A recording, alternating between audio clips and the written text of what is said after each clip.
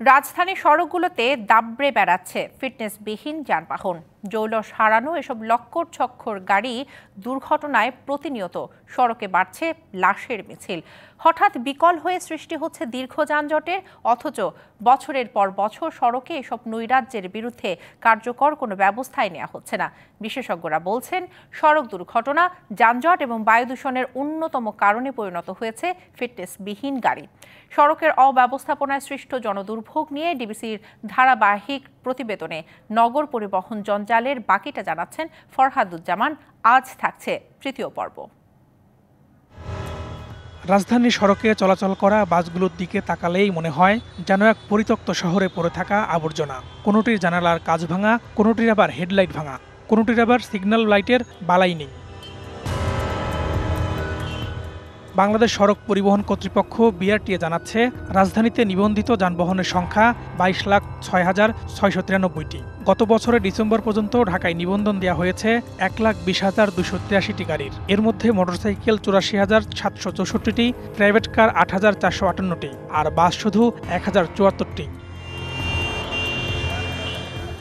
Fitness গাড়ির সংখ্যা জানাতে আদালতের আদেশে 2018 সালে হাইকোর্টের এক প্রতিবেদন দাখিল করে বিআরটিএ, যেখানে বলা হয় দেশের বিভিন্ন সড়কে চলাচলকারী 33% যাত্রীবাহী বাসেরই ফিটনেস সার্টিফিকেট নেই। অন্যদিকে 2021 সালের 26 জানুয়ারি জাতীয় সংসদে এক প্রশ্ন উত্তরে সাবেক সেতু ও যোগাযোগ মন্ত্রী জানান, 2020 সালের 31 ডিসেম্বর পর্যন্ত দেশে ফিটনেসবিহীন গাড়ির সংখ্যা 4,81,029টি। অথচ নৈরাজ্যের ষোলকলায় পূর্ণ এসব ফিটনেসবিহীন বাসের বিরুদ্ধে নেই ট্রাফিক বিভাগের কোনো ব্যবস্থা। বাসের বিরুদ্ধে মামলা করা হচ্ছে, সার্জেন্টরাও তৎপর আছে মামলা করার জন্য। আমরা সংশ্লিষ্ট সংস্থার সাথে যোগাযোগ করে নিয়ন্ত্রণ করার বিষয়টাও আমরা তৎপর আছি। বিশেষজ্ঞরা বলছেন, ফিটনেস সনদ দেওয়ার প্রক্রিয়াটা নির্ভেজাল নয়। নগর পরিকল্পনায় গণপরিবহনকে গুরুত্ব দেওয়া হলেও রাতারাতি সড়ক দখল করে নিচ্ছে ব্যক্তিগত গাড়ি। ফিটনেস সার্টিফিকেট যেখানে বরাবরের মতোই উপেক্ষিত। গণপরিবহনের যে অবয়ব থাকার কথা ছিল, সেখানেও আমরা দেখছি একটা একেবারে ভাঙাচোরা লক্কর ঝক্কর গণপরিবহন ঢাকা শহরে চলছে। ফলে এই গণপরিবহনের যে সক্ষমতা তৈরি হওয়ার কথা ছিল, সেই সক্ষমতা কিন্তু তৈরি হয়নি। তারা কিন্তু বসে বসে গাড়ির রেজিস্ট্রেশন দিয়েই যাচ্ছেন। এই গাড়ি চলার জায়গা আছে কি না, এই বিজ্ঞানটা যারা দেখেন না, তারা কিন্তু যানজট তৈরি করে দিচ্ছেন। সো উন্নত বিশ্বে ধারণ ক্ষমতার বেশি গাড়ি রেজিস্ট্রেশন দেয় না। কোন রেজিস্ট্রেশন দেয় না? প্রথমে ব্যক্তিগত গাড়ি, ছোট ছোট গাড়িকে রেজিস্ট্রেশন দেয় না। এত সব অভিযোগ অনুযোগ মানতে নারাজ বিআরটিএ। এখানকার কর্মকর্তারা বলছেন, মে মাসের পরে সড়কে থাকছে না ফিটনেসবিহীন গাড়ি। আমরা প্রতি বছরই মেয়াদ উত্তীর্ণ গাড়ির আমরা কিছু নোটিশ করি, SMS দেই, পুলিশকে আমরা একটা তালিকা দিই যে কতগুলো গাড়ি এত বছরের ফেল আছে, সুতরাং এইগুলোর বিরুদ্ধে ব্যবস্থা নেওয়ার জন্য। আগামী মে মাস থেকে 20 বছরের পুরনো বাস, মিনি বাস এবং 25 বছরের পুরনো যে ট্রাক, কাভার্ড ভ্যান এবং অন্যান্য গুডস ভেহিকেল, এগুলো ঢাকা শহর থেকে অপসারণ করতে হবে। আবার কাগজে কলমে যেসব যানবাহনের ফিটনেস সনদ আছে বলে দাবি করা হচ্ছে, সেখানেও রয়েছে গলদ। তা দূর করে সড়কে শৃঙ্খলা ফেরাতে বিআরটিএ এবার নড়েচড়ে বসবেন, এমন প্রত্যাশা নগরবাসীর। Farhaduzzaman, DBC news, Dhaka. সাবেক আইনমন্ত্রী আনিসুল হক এবং সাবেক প্রতিমন্ত্রী কামাল আহমেদ মজুমদারকে নতুন মামলায় গ্রেপ্তার দেখিয়েছে আদালত। রাজধানীর মিরপুর থানায় 2 মামলায় কামাল আহমেদ মজুমদারকে এবং বাড্ডা থানার হত্যা মামলায় আনিসুল হককে গ্রেপ্তার দেখানো হয়। এছাড়া বাড্ডা থানার অটোরিকশা চালক হাফিজুল শিকদার হত্যা মামলায় সাবেক সমাজ কল্যাণ মন্ত্রী ডাক্তার দীপুমণি, আনিসুল হক, সাবেক প্রধানমন্ত্রীর বেসরকারি শিল্প এবং বিনিয়োগ বিষয়ক উপদেষ্টা সালমান এফ রহমান, ঢাকা উত্তর সিটি কর্পোরেশনের সাবেক মেয়র আতিকুল ইসলাম, সাবেক প্রতিমন্ত্রী জোনায়েদ আহমেদ পলক, অবসরপ্রাপ্ত বিচারপতি শামসুদ্দিন চৌধুরী মানিক, শ্রমিক লীগ নেতা গোলাম সারোয়ার পিন্টু 2 দিনের রিমান্ডে নেওয়া হয়েছে। চট্টগ্রামে আইনজীবী আলিফ হত্যা মামলার 11 আসামিকে ভাঙচুর এবং পুলিশের উপর হামলা মামলায় গ্রেপ্তার দেখানোর নির্দেশ দিয়েছে আদালত। সোমবার সকালে মেট্রোপলিটন ম্যাজিস্ট্রেট আবু বকর সিদ্দিকের আদালতে শুনানি শেষে এই আদেশ দেওয়া হয়। গেল 26শে নভেম্বর সম্মিলিত সনাতনী জাগরণ মঞ্চের মুখপাত্র চিন্ময় কৃষ্ণ দাসের জামিন নামঞ্জুর করে কারাগারে পাঠানোকে কেন্দ্র করে সংঘর্ষের সময় আইনজীবী আলিফকে কুপিয়ে এবং পিটিয়ে হত্যা করে দুষ্কৃতিকারীরা। এই ঘটনার 4 দিন পর আলিফের বাবা 31 জনের নাম উল্লেখ করে এবং অজ্ঞাত 10 থেকে 15 জনকে আসামি করে একটি মামলা এবং আইনজীবীদের ওপর হামলার ঘটনায় আলিফের ভাই 116 জনকে আসামি করে আরেকটি মামলা করেন। এছাড়া পুলিশের ওপর হামলা এবং কাজে বাধা দেওয়ার অভিযোগে 3টি আলাদা মামলা করা হয়েছে। তবে কোন মামলায় আসামি করা হয়নি চিন্ময় কৃষ্ণ দাসকে, হত্যা মামলা সহ করা 6টি মামলায় এখনো পর্যন্ত অর্ধশতাধিককে গ্রেপ্তার করা হয়েছে। ক্যান্সারের চিকিৎসা করতে গিয়ে এক হাসপাতাল থেকে আরেক হাসপাতাল, নানা রকম পরীক্ষা, ওষুধ, কেমোথেরাপি, রেডিওথেরাপির মতো ব্যয়বহুল চিকিৎসায় নিঃস্ব হয়ে যাচ্ছে হাজারো পরিবার। সরকারি চিকিৎসার অপ্রতুলতা, বেসরকারি চিকিৎসায় ব্যয়বহুল খরচে হিমশিম খাচ্ছেন তারা।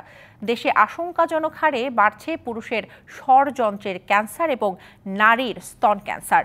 বিশেষজ্ঞরা বলছেন প্রতিরোধ এবং প্রতিকারে প্রয়োজন সচেতনতা আর সঠিক সময়ে চিকিৎসা। সার্কভুক্ত দেশগুলোর মধ্যে ক্যান্সার রোগী আক্রান্তের শীর্ষে বাংলাদেশ, তবে চিকিৎসার মান সর্বনিম্নে। ল্যান্সেট বলছে প্রতি 1 লাখ জনগোষ্ঠীর 144 জনই আক্রান্ত হচ্ছেন বিভিন্ন ধরনের ক্যান্সারে এবং 5% থাকছেন ক্যান্সারের ঝুঁকিতে। রাজধানীর হাসপাতাল ঘুরে দেখা গেছে দেশের প্রত্যন্ত অঞ্চল থেকে রোগী আসে 38টি ভিন্ন ধরনের ক্যান্সারে আক্রান্ত হয়ে, যেখানে পুরুষদের ফুসফুস, লিভার ও ষড়যন্ত্র এবং নারীদের স্তন, লিভার, জরায়ু মুখ এবং খাদ্যনালীর ক্যান্সার বেশি। আমরা গরিবের তো আর করার মতো ক্ষমতা নাই, আমরা পারবো আমিরপুর গিয়ে অত টেহাদে থেরাপি দিবার। আমার রক্ত নাকি কেমো দেওয়ার কারণে নষ্ট হয়েছে, আমার এই সুইটা দিতে হবে, এই সুইটার দাম 4000 টাকা। এখন আমার কে দেখবো, আমার ছেলে নাই, আমার স্বামী নাই, আমার একটা মেয়ে, আমি কাজ করি। 14 লাখ টাকার মতো আমরা শেষ করছি, এখন জমি টমি যা আছে সব বিক্রি করি, এখন আর কিছুই নাই।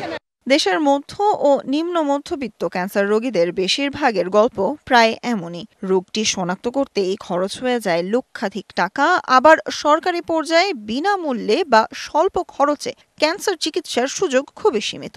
সেখানেও ওষুধের দাম, বিশেষজ্ঞ চিকিৎসকের ফি, কেমোথেরাপি, সার্জারির খরচের খেলো খাতায় যোগ হয় শুধুই ভোগান্তি।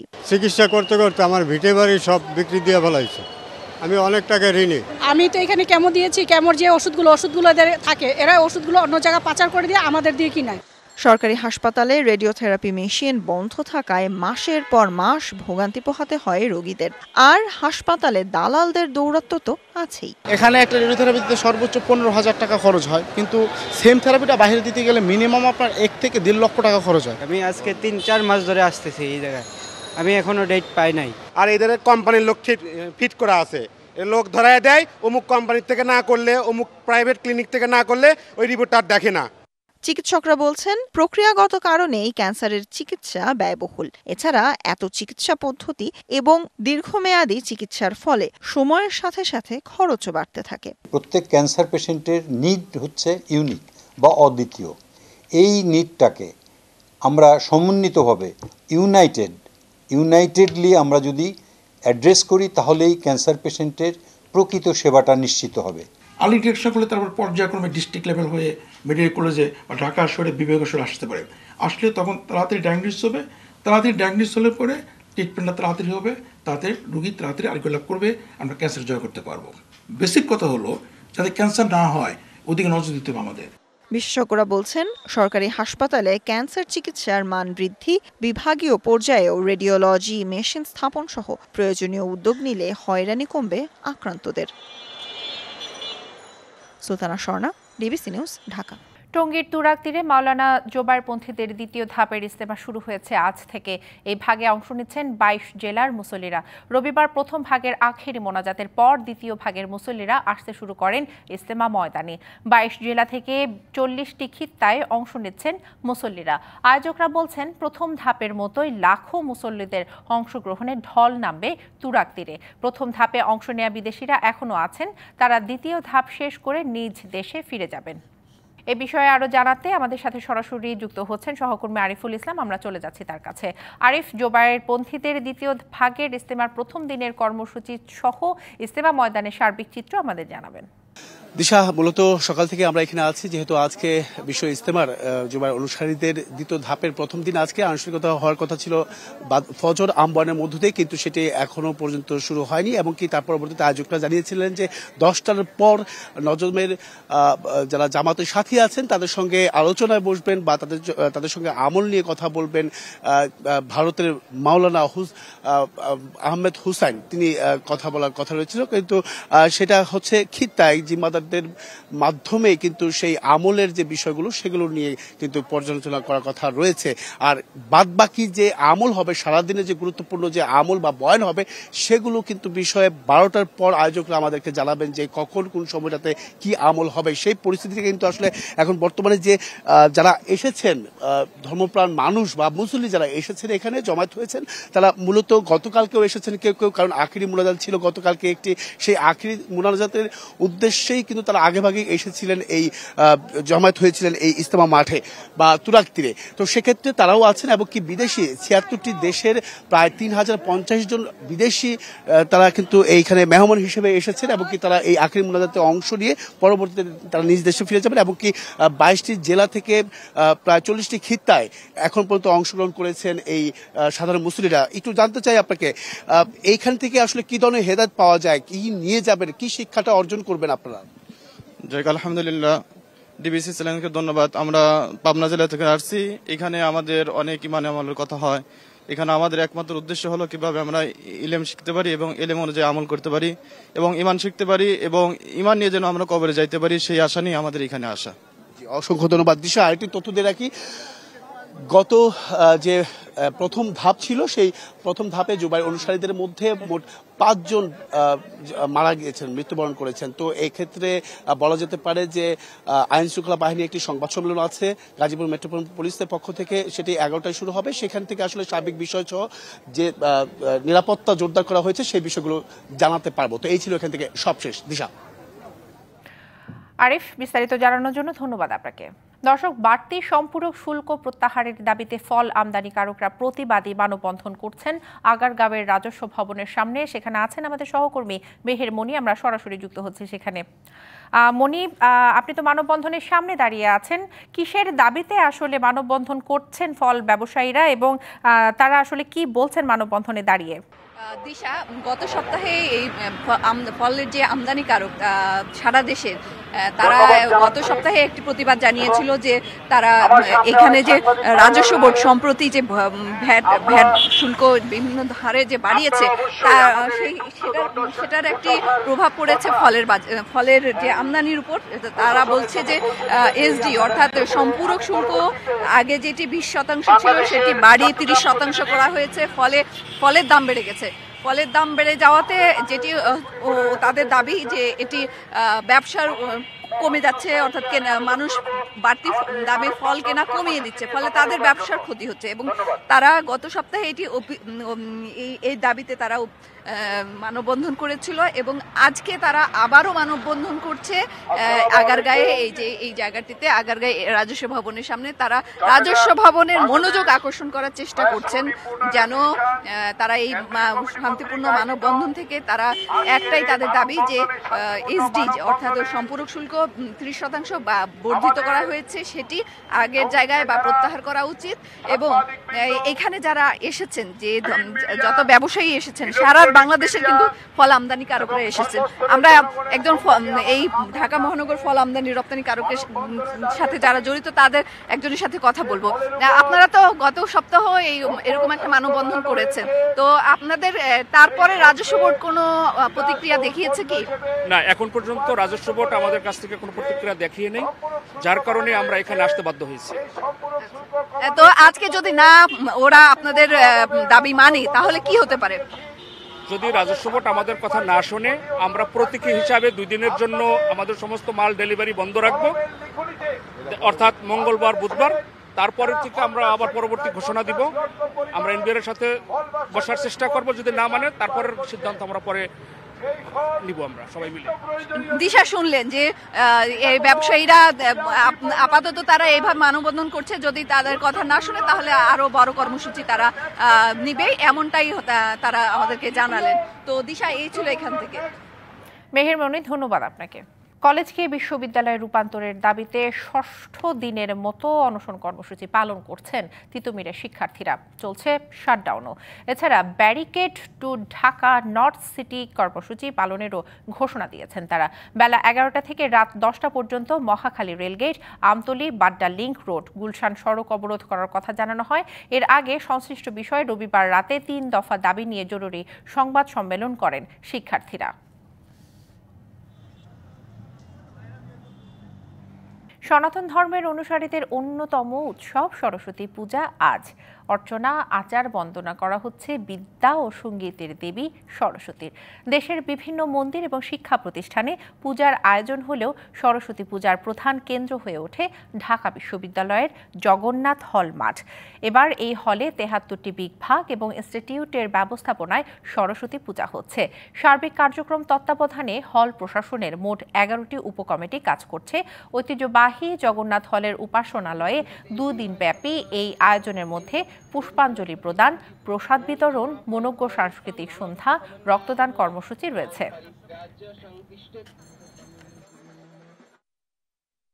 মা সরস্বতীর কাছে এটাই চাওয়া আমাদের, যে বিদ্যা বুদ্ধিতে যেন সবাই ভালো হয়, সবকিছু মিলিয়ে আর কি যেন ভালো থাকে আমরা। মা, তুমি সর্বক্ষেত্রে আমার সন্তানদের তুমি পাশে থাকো, পাশে দাঁড়াও, ওরা স্মরণ শক্তি দাও, বিদ্যা বুদ্ধি দাও, সমাজে মানুষের যেন মঙ্গল কামনা করতে থাকে।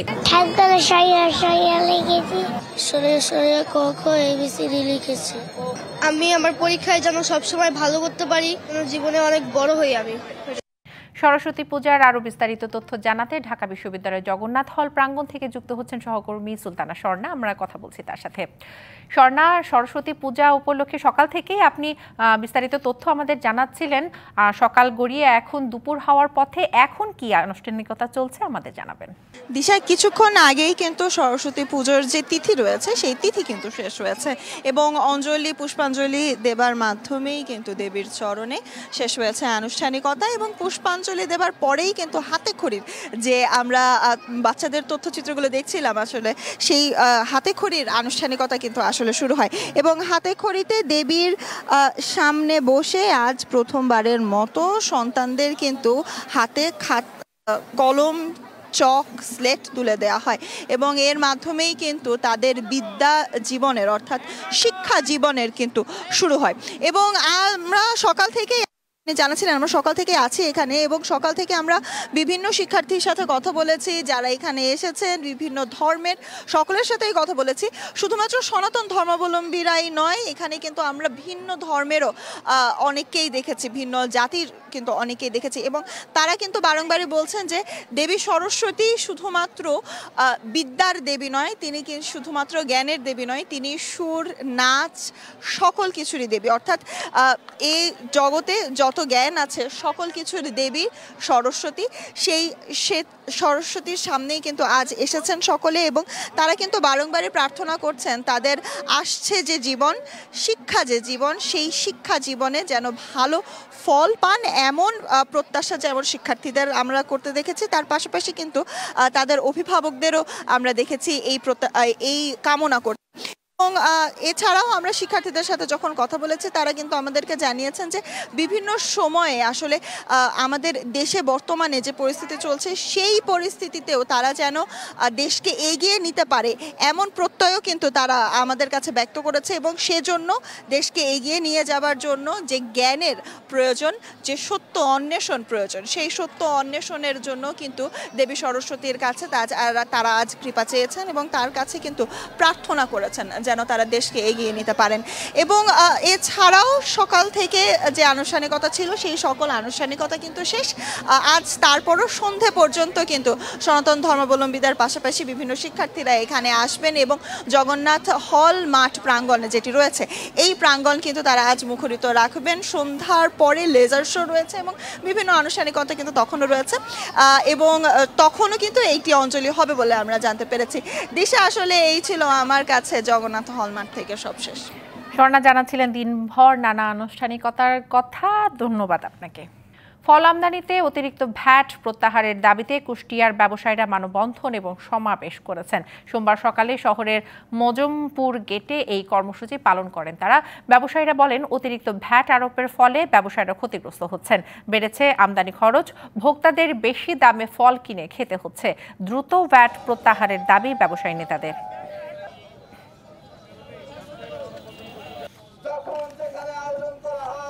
রোগী কিংবা কোনো প্রাণীর জন্য নয়, তৈরি করা হয়েছে ফসলের জন্য হাসপাতাল।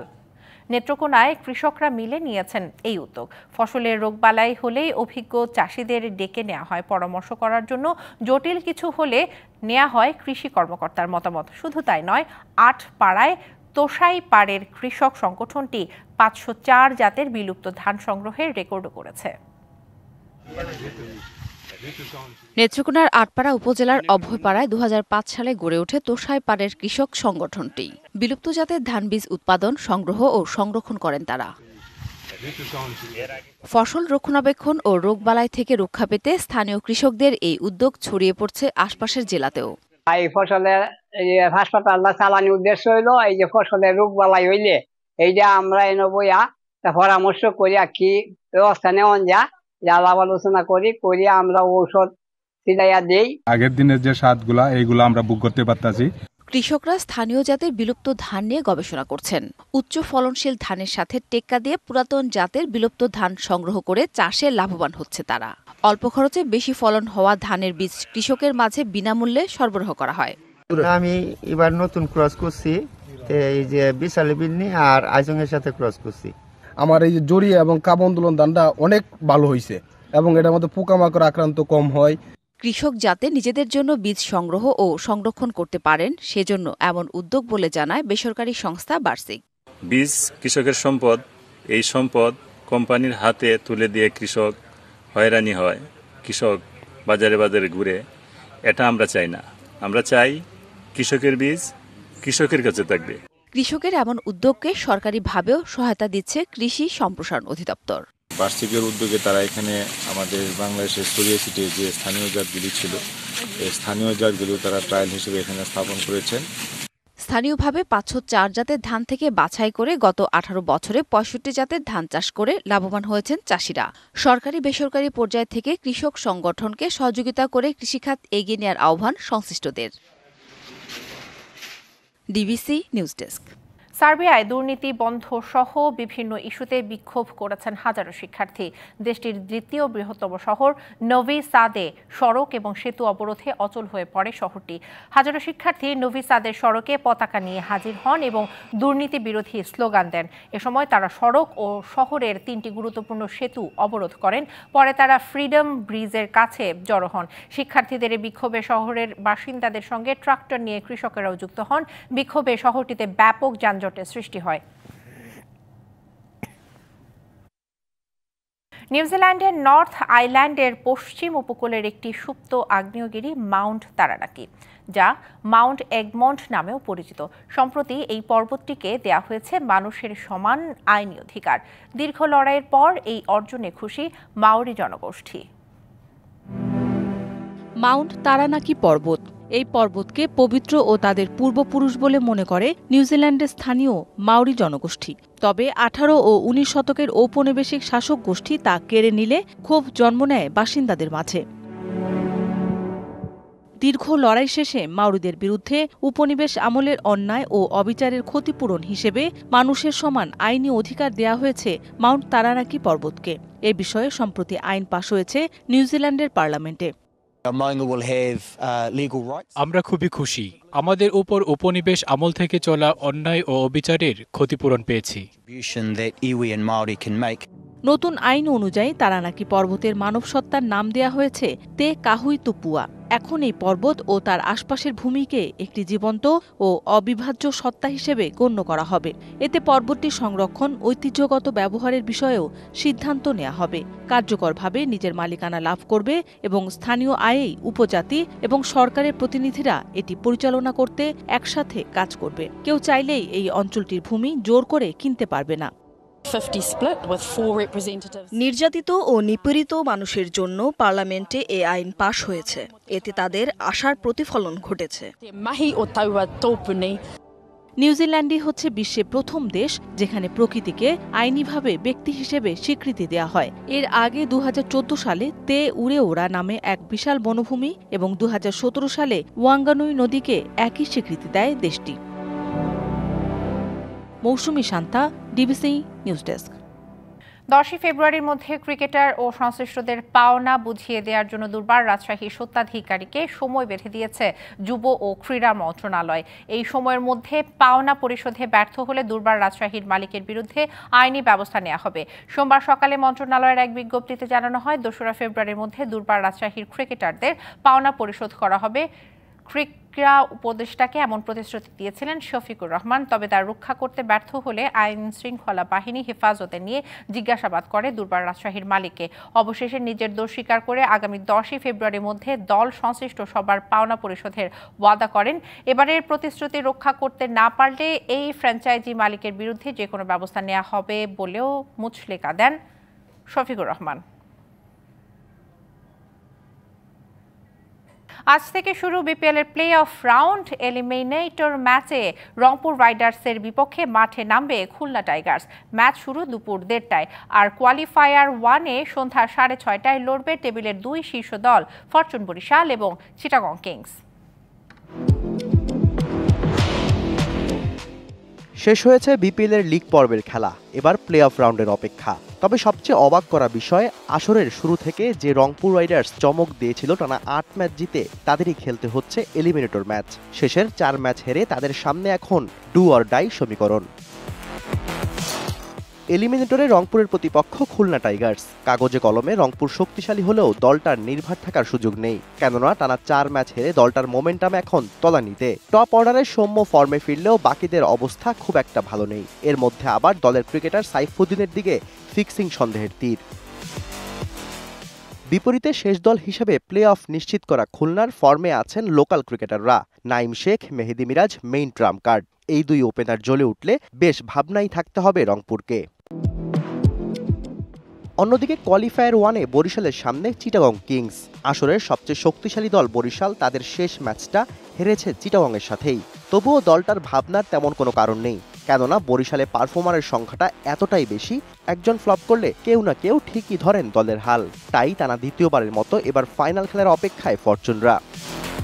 টুর্নামেন্টের শেষ দিকে জ্বলে ওঠা চিটাগং কিংসের সবচেয়ে বড় প্লাস পয়েন্ট, দেশিদের পাশাপাশি বিদেশিরাও করছে পারফর্ম। বোলিং ব্যাটিং সব দিক থেকেই কিংরা বেশ ব্যালেন্সড, তাই ফাইনাল খেলার অন্যতম দাবিদার তারাও। আর যেহেতু তাদের খেলতে হচ্ছে কোয়ালিফায়ার 1, তাই ফাইনালে ওঠার জন্য তারা পাবে double chance. Shahriar Hossain, DBC news desk.